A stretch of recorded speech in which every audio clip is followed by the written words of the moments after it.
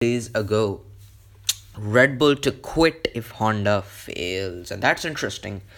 This is going to be an interesting topic. And guys, before we start, leave a like, and yeah, just to support Sports Ramble, to support Sports Ramble daily, leave a comment, subscribe, and all that good stuff. So let's get into it. Now, I don't know how to start. So, if you guys don't know, which I'm sure probably of you know, that Red Bull are switching from Renault to Honda engines in 2019. They have a 2-year deal, which is till the end of 2020. Yes, there is a lot, and I mean a lot of uncertainty over this idea. For many reasons, because Honda's reputation has had quite a beating during its time with McLaren, and that's probably the biggest reason people are so unsure about it. That's probably the biggest reason why people are scared for Red Bull, if you know what I mean, because and the downside in it for Red Bull is at the moment that they even don't know themselves. All the big bosses at Red Bull don't know how this is going to work out. In my opinion, is it going to be as bad as McLaren scenario? They were literally at the back end of the field. In my opinion, no. Red Bull could get a performance deficit, which is what Helmut at the moment is trying to say. If Honda doesn't meet up to their expectations, if they're not title challengers or something like that, then they will quit F1, because what's the point of them staying in F1? Because Red Bull over the past few years has made a reputation of being part of the top 3 teams, and for that to go away will be exciting to us, exciting for me, or I hope I speak for others as well as fans, but for Red Bull it will be painful in a way. And yeah, so you can see where he's coming from. He is just giving us a heads up, or since it's Dr. Helmut Marko, maybe it's an exaggeration. Who knows? But this statement, in my opinion, if you want to think it's an exaggeration, think so, but I think he is actually not joking with this one, or it's not an exaggeration, because this shows that Red Bull know that they're taking a massive gamble with Toro Rosso, and it was announced just before, I think a couple weeks or days before the summer break. I don't actually remember when it was announced, but yeah, ever since it's been announced, there's been a lot of uncertainty at Red Bull, and initially when Daniel Ricciardo moved to Renault, many people thought that it was over Honda, because Honda's there and he didn't want to risk his future with an engine such as Honda. So that was a bit weird, but in the end he did clear out that he just wanted a change of pace, and Honda had nothing to do with the equation. So yeah, as I keep saying, uncertainty over Red Bull. None of the big bosses, Christian Horner, Adrian Newey, Dr. Helmut Marko, none of them know what Honda's going to do to their team. There are many scenarios of what could happen. For example, Honda could make Red Bull the fastest team on the grid and untouchable, but it would also make them really inconsistent. I knew it. There must be something. So, as I was saying, Honda, there's a lot of uncertainty over their future in F1 at the moment.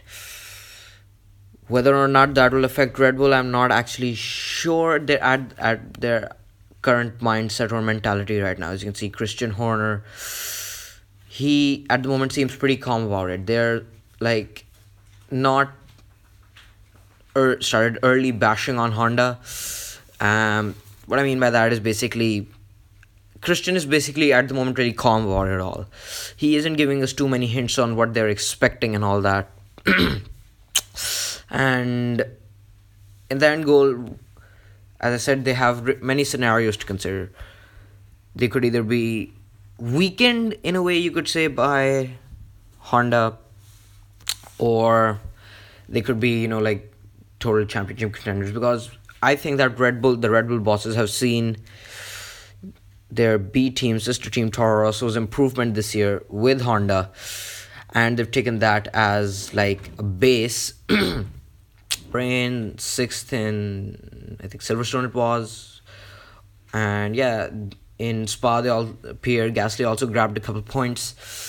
So all of these decisions are basically no, sorry, all of these results are basically maybe helped Red Bull make their decision to Honda, because at the end of the day, Renault and Honda both are gambles. Okay, the Renault engine could improve, that's why it makes Honda more of a gamble.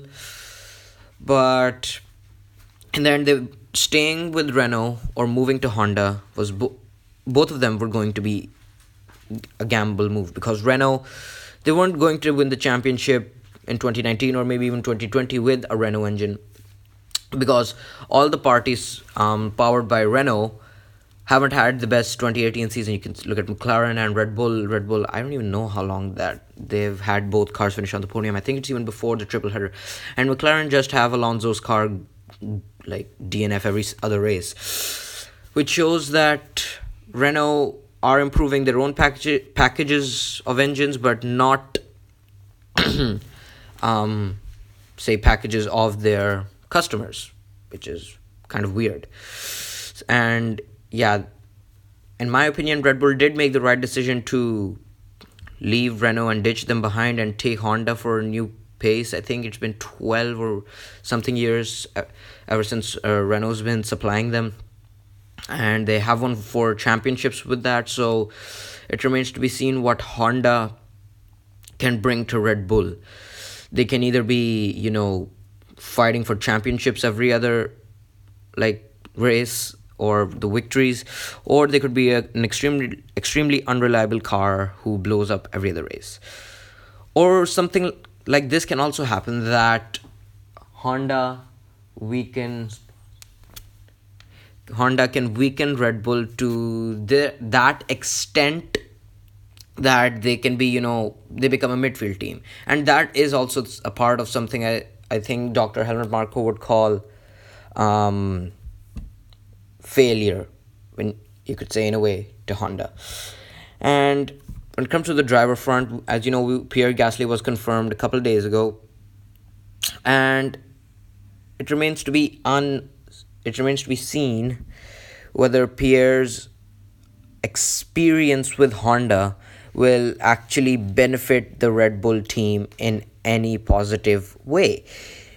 Because other than Pierre Gasly, they obviously weren't going to take anyone Red Bull, so that made it a lot easier, because Carlos had already gone to McLaren. But let's see if Gasly's experience with Honda will actually benefit Red Bull in any way. But in the end of the day, if Red Bull start failing miserably, it won't actually do much help to them.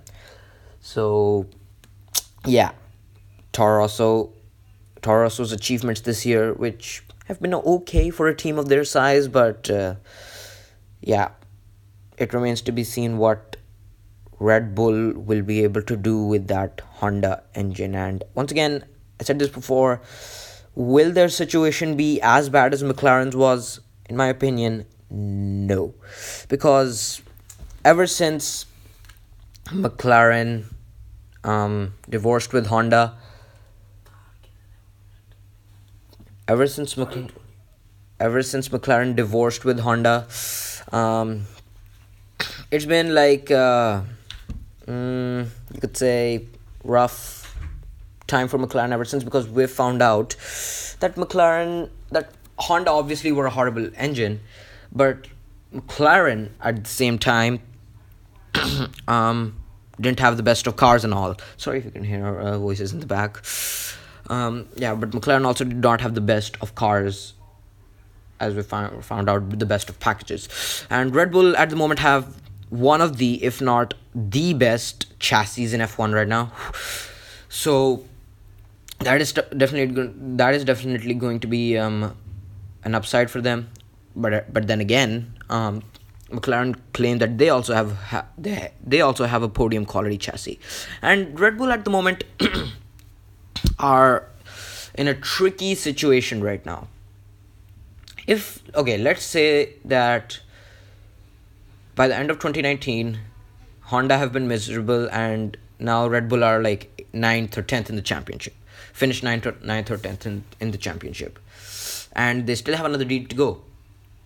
Let's say, and here this is scenario is just an example of what Helmut Marko, maybe where he's coming from. So here's what could happen. Red Bull, horrible season for them in 2019 with Honda and all that stuff, and at the end of the day they want to ditch Honda. But since there are not going to be any new manufacturers till 2023 at least, it could be a really, really tricky situation for Red Bull, because Ferrari and Mercedes aren't going to supply them because they know that Red Bull have a great chassis, one of the best in F1, maybe the best in F1, and that plus one of their engines could be the team to beat. So that's why Ferrari and Mercedes aren't going to take that risk, which they know is going to be lethal for their championship interests. And Red Bull, obviously no Honda, and Red Bull probably won't go begging back to Renault for their engines. And yeah, guys, that is the scenario, because I don't think Renault would want to supply them with their engines. But guys, that has been it for this edition of the Sports Ramble Daily, and a bit of a short episode compared to last time, but yeah, I need to tense my throat. But yeah, guys, I will see you next time. Leave a like, subscribe to the channel, and support, and until next time,